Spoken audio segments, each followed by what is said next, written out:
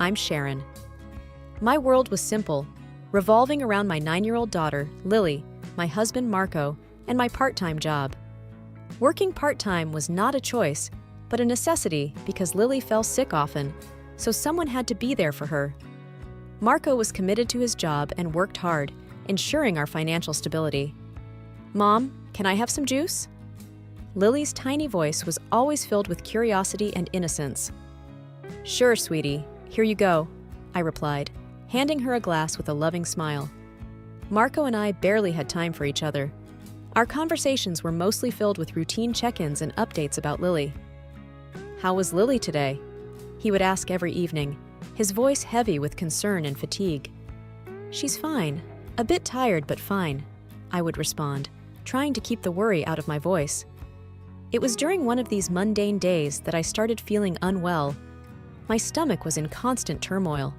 Soon, I was admitted to the hospital, leaving Lily under Marco's care. Work was something I had to leave behind, and it was a challenge to juggle everything. "Marco, please make sure Lily has her meals on time and don't forget her medication," I reminded him every day, pain evident in my eyes. "I will, Sharon. Focus on getting better," Marco would reassure me, his eyes meeting mine for a brief moment before leaving the room. With me in the hospital, the responsibility of dropping and picking up Lily from school fell on my friend Iris. Iris was my confidant, someone I had known for years. She did not work and had a lot of free time, so she happily agreed to help us out. "Iris, thank you so much for doing this." I expressed my gratitude daily. "Oh, it's no trouble at all, Sharon. We're friends, aren't we?" Iris would reply with a casual wave of her hand. Iris brought Lily to the hospital every day after school, and for that, I was thankful. However, something was off. I could sense it in Iris's hurried visits and in her restless, absent-minded conversations.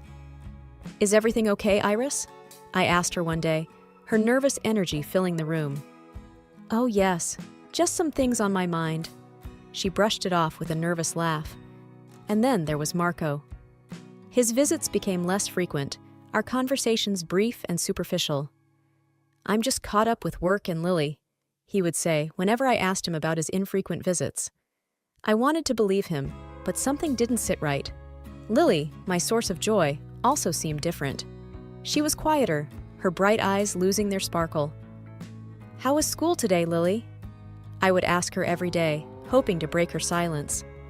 "It was fine," she would reply with a small, forced smile. The serene strings of our life were starting to feel strained. My family, my friend, the people who were my pillars were changing, and I couldn't shake off the feeling that something was very, very wrong. The days were rolling by with a certain monotony, and I was growing more uneasy with each passing moment.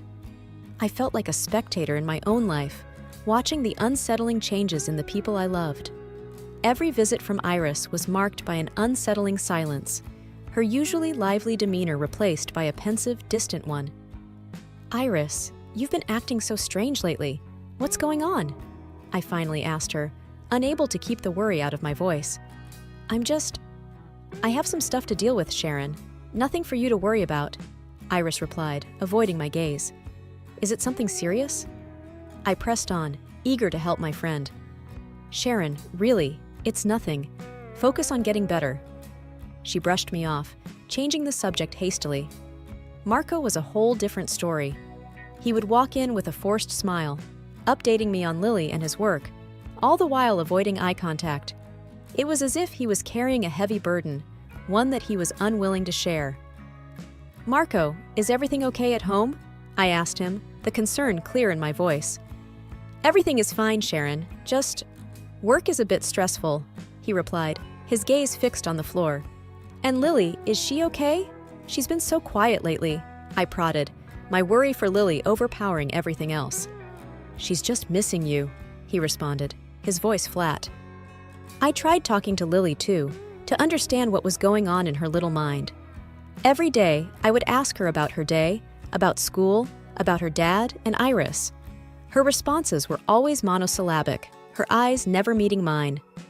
"Lily, sweetheart, is something bothering you? You can tell me anything, you know that, right?" I coaxed her gently.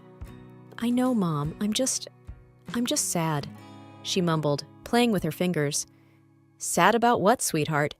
Is it because I'm here in the hospital? I asked, my heart aching to see her so distraught. It's just, I don't like it when... She trailed off, tears brimming in her eyes. The unsettling silence was taking a toll on me.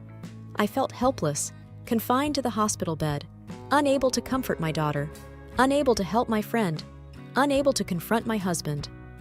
One day, after another visit filled with silent glances and whispered secrets, I decided to question Lily a bit more. It was clear that something was bothering her, something more than just my hospitalization. Lily, you know you can tell me anything, right? I gently nudged as I held her little hands in mine. I know, Mom, she mumbled, her eyes filled with a secret pain. What's going on, sweetheart? Are Dad and Iris treating you well? I asked, my worry creeping into my voice. It's just... I see things, Mom, she replied, her voice barely above a whisper. What things, Lily? What have you seen? I urged her, my heartbeat quickening. I have videos, Mom, of Dad and Iris. They laugh a lot. They look happy, she confessed, her eyes filling with tears. Videos? What do you mean, Lily? I asked, my heart sinking. She hesitantly handed over her little tablet, her hands shaking. What I saw on that screen broke my heart into a million pieces. It was Marco and Iris, laughing, sharing private jokes, looking like a couple. The pain was unbearable, the betrayal cutting deep. I'm so sorry, Mom. I didn't know what to do, Lily sobbed, clinging to me. Oh, Lily, this isn't your fault, sweetheart, I comforted her, my own tears falling freely. But the pain didn't stop there. Lily, with her innocent eyes clouded with tears, told me more. She had seen Iris coming out of our bedroom more than once. It was like a dagger to my heart, each word from Lily's mouth twisting it deeper and deeper. She comes out of your room, Mom. I've seen her. Dad says they are just talking, but I know it's wrong, Lily revealed, her voice breaking. Oh, Lily, was all I could muster, the pain in my chest making it hard to breathe. My mind was racing, thoughts of confrontation, of revenge, of escape filling every crevice. How did things come to this? How did my serene, simple life turn into this twisted, painful mess? The air was heavy with tension when Iris came back. I was burning with anger, betrayal etched on every feature of my face. I confronted her the moment she stepped inside my hospital room. Iris, I need to talk to you, I said, my voice sharp with anger. Oh, okay, what's up? She replied, trying to keep her voice steady, a hint of nervousness in her eyes. I know about you and Marco. Lily showed me everything. I spat out the words, my gaze fixed on her, watching her reaction. I don't know what you're talking about, she stammered, her face turning pale. Don't lie to me, Iris. I've seen the videos. I know you've been in my bedroom. I raised my voice, my anger getting the better of me. I didn't think you'd find out. I didn't want to hurt you, she confessed, her voice breaking, tears streaming down her face. Hurt me? Iris, you betrayed me. While I'm stuck in this hospital, you're at my home, with my husband, betraying me every day, I shouted, the pain evident in my voice. I'm so sorry, Sharon. It just happened, she sobbed, her body shaking with each tear. Just happened? You made a choice, Iris. You chose to betray your friend. I was seething. Every fiber of my being wanted to lash out at her. It didn't stop there. Fueled by the hurt, by the betrayal, I called Marco, my voice shaking with anger. Marco, we need to talk, I said, my voice cold and distant. What's wrong, Sharon? He replied, a hint of concern in his voice. I know about you and Iris. I've seen the videos. Lily told me everything, I accused, the bitterness lacing every word. What? What are you talking about? He stammered, his voice betraying his guilt. Don't play dumb, Marco. I know everything. You've been cheating on me with my best friend, I yelled, my heart breaking all over again. I didn't want you to find out like this, Sharon. I never meant to hurt you. He finally confessed, his voice cracking. Hurt me? You destroyed our family, Marco. You destroyed everything we had. I cried, the tears blurring my vision. Every confession was a stab to my heart, every apology a reminder of their betrayal. My mind was made up. I was going to divorce Marco, cut all ties with Iris, and rebuild my life, for Lily, for myself. After those gut-wrenching confessions, action was needed. The betrayal demanded justice, a rectification. I immediately sought legal counsel, feeling a mix of rage and determination. Mr. Thompson, I need to file for a divorce, and I need to make sure he doesn't get a dime, I told my lawyer, my voice resolute. Sharon, I understand this is a difficult time for you. We'll do everything in our power to ensure you get what you deserve, Mr. Thompson assured me, his voice steady. Thank you. I want full custody of Lily, and I want alimony. He destroyed our family. He doesn't get to walk away unscathed, I responded, my tone icy. And what about property division? Mr. Thompson inquired, going over the legalities. I want my fair share. He can keep the rest. I just need enough to start over with Lily, I said, my mind clear on what needed to be done. The days that followed were a blur of legal battles, arguments, and tears. Marco, at times repentant, at times furious, battled every claim, every demand. But the evidence was clear, the betrayal documented for the world to see. I can't believe you're doing this, Sharon! I said I was sorry! Marco shouted during one of our confrontations. Sorry? Marco, you destroyed us! Sorry doesn't fix that! I retorted, my voice laced with pain and anger. And you? You're just going to take everything? Leave me with nothing? He accused, his face red with anger.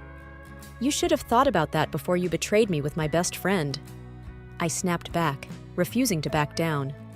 Eventually, the divorce was finalized. The property was divided, and I got full custody of Lily, along with alimony. It was a bitter victory, one that came with a hefty price. Iris and Marco got married not long after, starting their life on the ruins of mine. But their life was far from the idyllic start they imagined. Their relationship was tainted by constant fights, the trust non-existent. One day, I received a call that Marco had been arrested for domestic violence. Iris, once my best friend, was now a battered wife, a victim of her choices. I never thought he could do something like this, Sharon. Iris cried to me over the phone one day, her voice broken. Iris, you chose this. You chose him over our friendship, I replied coldly, feeling no sympathy for her. I know, and I regret it every day, she sobbed, her tears a stark reminder of her betrayal. Despite the pain, the betrayal, I had Lily. And with her, I had hope, love, a reason to rebuild my life. They say that after the storm comes the rainbow, and Lily was my rainbow, my beacon of hope in the darkest of times. Living in the aftermath of such a tremendous betrayal was like wandering through a field of emotional landmines. I watched from afar as the lives of Marco and Iris unfolded into a chaotic mess, their supposed bliss transforming into a nightmare. One day, as I was sipping my morning coffee, I received a call from a mutual acquaintance, filling me in on the latest drama in their turbulent life. Sharon, have you heard? Marco got arrested, said the voice on the other end, a mix of concern and gossip-filled curiosity. What? Why? I responded, trying to mask my interest. He and Iris had a huge fight. He lost it and hit her, the voice replied, almost whispering. While a part of me felt vindicated, the other part just felt numb. The unraveling of their lives was the culmination of their betrayal, their deceit. Days later, Iris called me, her voice weak, broken, the sound of a defeated soul. Sharon, I didn't know where else to turn. Marco, he's not the man I thought he was, she stammered, tears choking her words. Iris, what did you expect? You both built your happiness on someone else's pain. Did you really think it would end well? I responded, my voice cold, detached. I know we did wrong, but I never imagined he could be so violent, she cried, her sobs a symphony of regret and despair. You made your bed, Iris. Now, you have to lie in it, I replied, feeling no pity for the woman who once was my closest friend.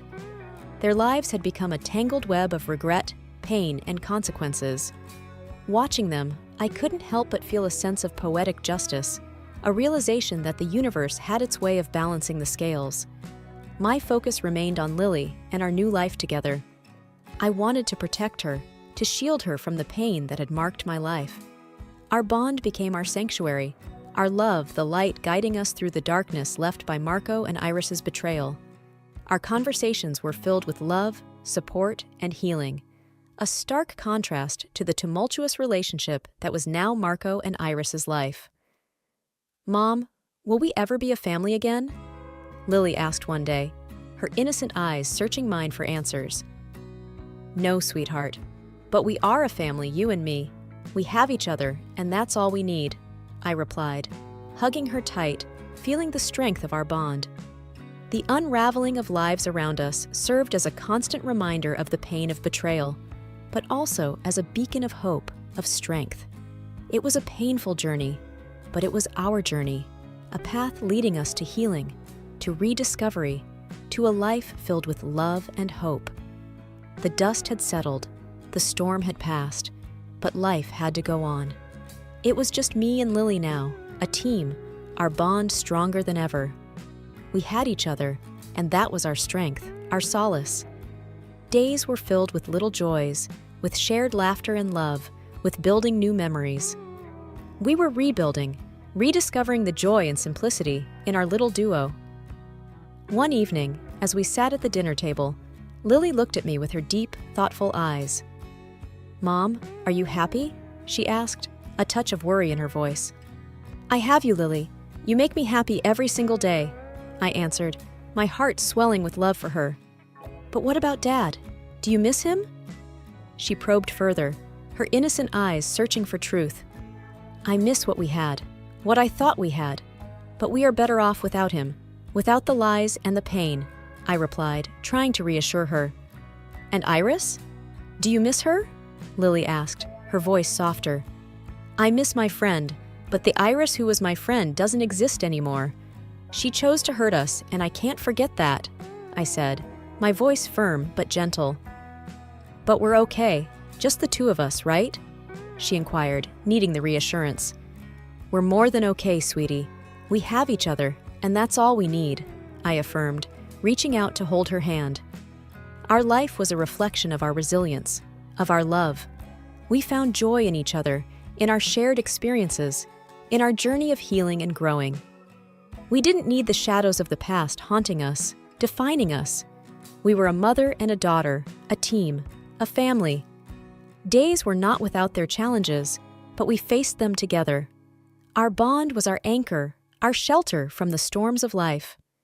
"Mom, I love you. You're the best mom in the whole wide world," Lily would say, wrapping her little arms around me. "And I love you, Lily. You're the best daughter a mom could ever wish for," I would reply, hugging her back, feeling the warmth of her love. As time rolled on, healing began to seep into the cracks that the pain had left in our lives. It was a gradual process, like the slow blooming of a flower after the storm. Life, with its myriad of colors, began to unfold anew for Lily and me. Our routine had become our comfort, our conversations our solace. We didn't look back, but forward to new days, to fresh starts. We were a little family, filled with love, with shared smiles and shared tears. One sunny afternoon, as we were strolling in the park, Lily's face lit up with a thought. "Mom, can we get a dog? You know, a fluffy one, with big eyes and a waggy tail?" Lily asked, her eyes sparkling with excitement. "A dog, huh? Are you ready for the responsibility, Lily? A dog needs a lot of love and care," I said, smiling at her enthusiasm. "I promise, Mom, I will feed him and walk him and love him every single day," Lily pleaded, her eyes wide with hope. "I think we can consider it. We could use some more love in our lives," I conceded, her joy infectious. Our journey was a constant evolution, a story of rediscovering happiness, of learning to love life again. We embraced the change, the chance to write a new chapter in our lives, one filled with hope and happiness. Our shared experiences had shaped us, had molded us into stronger, more resilient individuals. We had learned the value of truth, of love, of trust. "Mom, I think we should name him Buddy. What do you think?"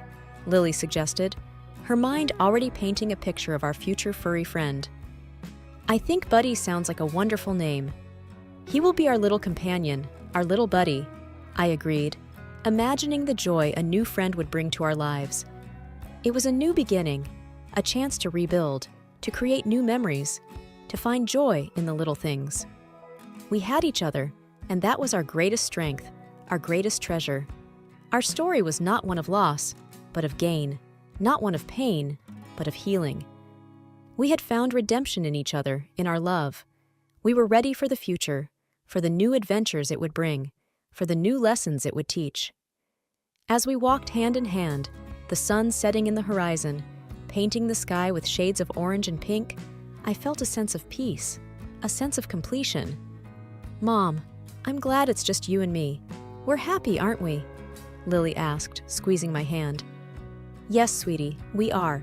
We have each other, and that's all the happiness we need, I replied, squeezing her hand back. It was a journey of redemption, of new beginnings, a journey of a mother and a daughter finding their way back to happiness, back to love. The past was behind us, the future ahead, bright and promising, like the dawn of a new day.